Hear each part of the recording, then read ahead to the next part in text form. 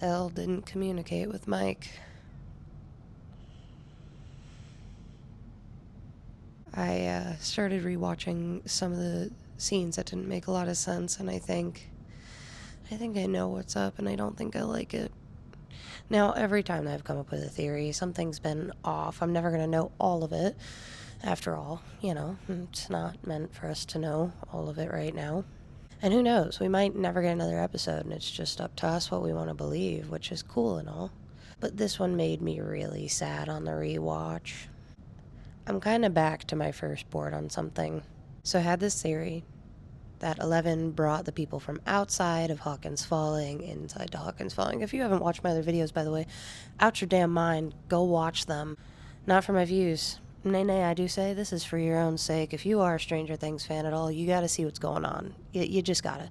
You don't have to agree that there's gonna be anything else, because there might not be. But things were done with intent, and it's really glaringly obvious when you see it on I think I need a third-rate race board. Anyways, I rewatched the whole season with the idea that Elle brought people in. At first, I thought Elle would have to make people different, right? And like put them in different bodies in order for Vecna to not notice. But I think I figured some stuff out, and there's like two options for how this goes, but I do have more information, and that's why I'm here.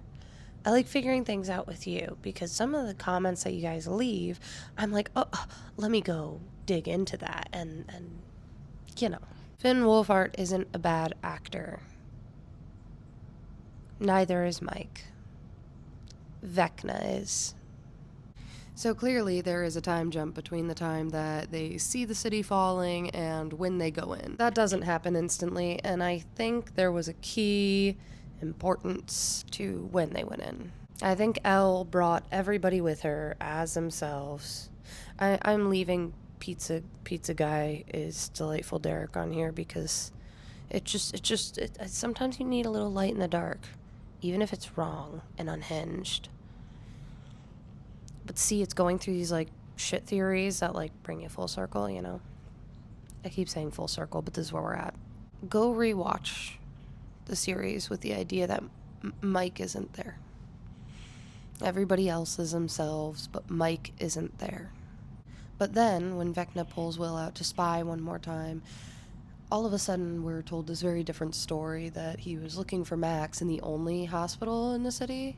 Get creative. And then he does his big coming out where he doesn't talk like Will. He's not talking about Will's memories. That's because Vecna is back. He hit the proverbial eject button. But do me a kindness and think about it for a second. Mike is gone. Mike got clocked. Sometime between the end of the last season and the start of this one, something happened to Mike. Rewatch it with that idea in mind and watch how 11 looks at him. She asks questions knowing it wouldn't fully be Mike's answers, but just needing to watch him say it one more time. She is literally on the verge of tears almost every time they're talking. Also, Hopper doesn't go in with them. That's not Hopper. That's also definitely Vecna. But I don't think that Hopper is dead, unlike Mike, because of the way that they act. If I have to guess, Hopper is basically their control center right now.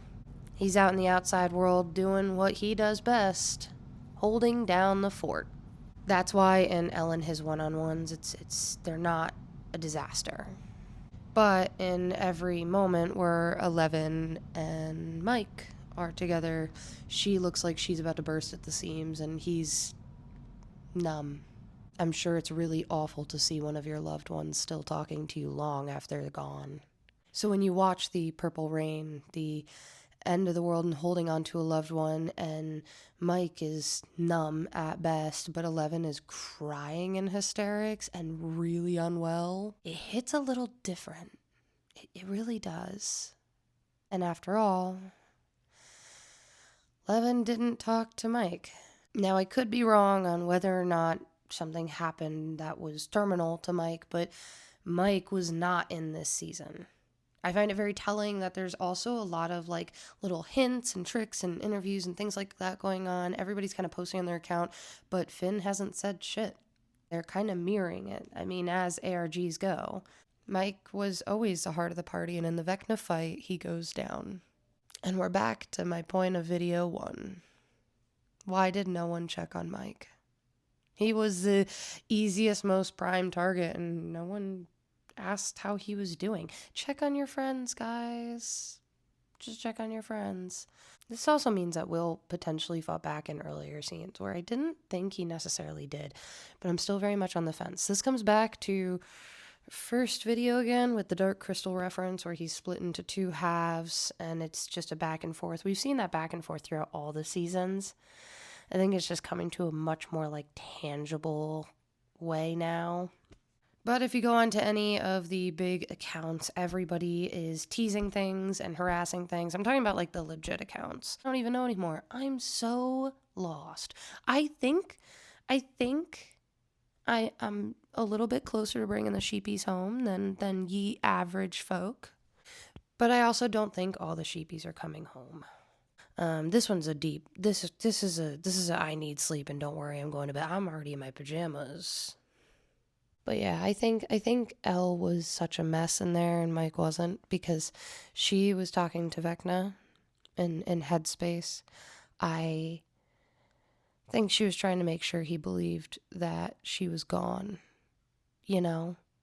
That she believed that she was gone and that she believed he was Mike, the works, you know? And she commit. But I think it looked so hard on her and she was so messed up because Elle knew that would be the last time she'd see Mike. Also, there's kind of this thing that's like, I guess it's a theory. It hasn't been like proven, but some people say like it shows. But they say you live for like 7 seconds after death to relive your best memories, you know? And in the epilogue, we are going full circle. It is made up of memories. A little shifted, but then I keep seeing the number 7 coming back up, and I'm like, oh God.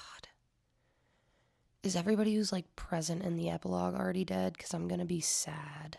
Not because like they, you know, kill people off. No matter what, I'm gonna be sad, but like, still satisfied, you know? It just sucks, man. But I'm tired, and it's gonna be midnight by the time I'm done editing and uploading this, so I'm hanging tight, but you should too. Check all of your accounts, keep an eye on things, because they're actively messing with people. So explain to me why I had it sent to me. I think it's a Netflix store. Now has Class of 87 merch with the kids. But this is going to be my last video of the night. But I need to do some hunting. I need to do more hunting.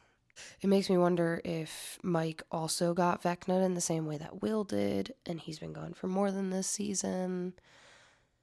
I have so many questions. I have an alarming amount of questions. And the only thing that can answer it is more time to do research or Stranger Things making an announcement. I will also note I keep seeing the number 12:30 come up over and over again. I don't think that would be 12:30 a.m. Could be wrong. I would guess maybe noontime if they are going to make an announcement. But at this point, I have no idea. They could do nothing, and I still will find this to be an insane work of art that it can be dissected in this manner. I don't know how anybody could hate on this shit. I'm just being for real. At some point, I will try to compile this because I feel like this is a really incredible thing that they've given us. This is an insane gift they've given us, even if it has driven us insane.